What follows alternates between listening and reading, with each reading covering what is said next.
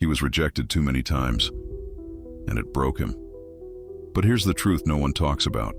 Rejection doesn't just hurt men, it destroys them, slowly, silently. And it's become a hidden war on manhood that nobody dares to admit.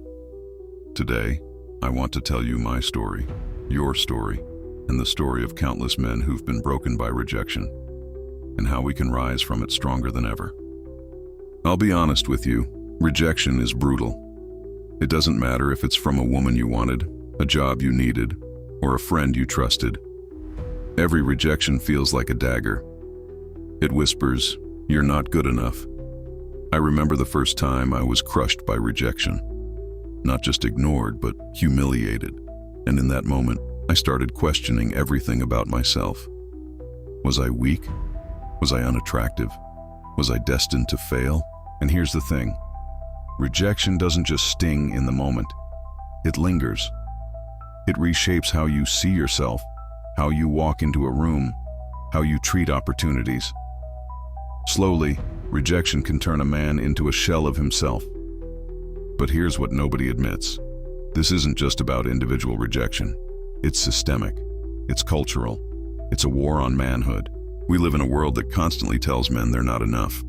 Media mocks men. Schools strip away competitiveness. Society teaches boys to sit down, stay quiet, and play nice. And when they fail, they're shamed, laughed at, rejected. Masculinity is being starved. Men are being broken, not by war or famine, but by rejection and ridicule. That's the war on manhood no one talks about. It doesn't leave scars you can see. It leaves scars inside the soul. Rejection is powerful because it doesn't just say no. It says you're not worthy. And when a man hears that enough times, he starts to believe it. Men start avoiding risk because they fear rejection. They stop approaching women. They stop chasing dreams. They stop speaking up. They stop fighting for themselves. And slowly they vanish into mediocrity. That's how rejection breaks men. Not with one blow, but with thousands of small cuts that bleed their courage dry. There was a point in my life where rejection nearly destroyed me. I was tired of being told no. Tired of being invisible. Tired of feeling like I didn't matter. I started withdrawing. I stopped taking chances. I gave up before I even tried. But one day I asked myself, am I going to live like this forever? Afraid of rejection? Afraid of being a man? And that's when it hit me. Rejection wasn't the enemy. Weakness was. My fear of rejection was killing me, not the rejection itself. Here's the truth I wish someone told me sooner. Rejection isn't a wall, it's a forge. Every time you're rejected, you're being shaped, burned, tested, hardened. Think about it. Every great man in history was rejected first. Edison was told he was stupid. Jobs was fired from his own company. Musashi lost duels before becoming the greatest samurai. Rejection doesn't mean you're worthless. It means you're on the battlefield. It means you're fighting. It means you're in the game. Weak men let rejection break them. Strong men let rejection build them. So how should a man face rejection? With strength, with stoicism, with resilience. First, expect rejection. Don't run from it, walk into it. Know that every no gets you closer to a yes. Second, separate your worth from the outcome. A rejection is not a judgment of who you are. It's just a moment in time. Third, use rejection as fuel. When the world tells you no, prove it wrong. Work harder, train longer, build stronger. That's the masculine response. Not to collapse, not to beg, not to hide, but to grow. Men today are being broken by rejection because they were never taught to handle it. They were taught comfort. They were shielded from losing. They were told life would be fair. And when reality hit, they crumbled. That's why so many men are lost. Addicted to porn instead of pursuing women. Trapped in dead-end jobs instead of chasing dreams.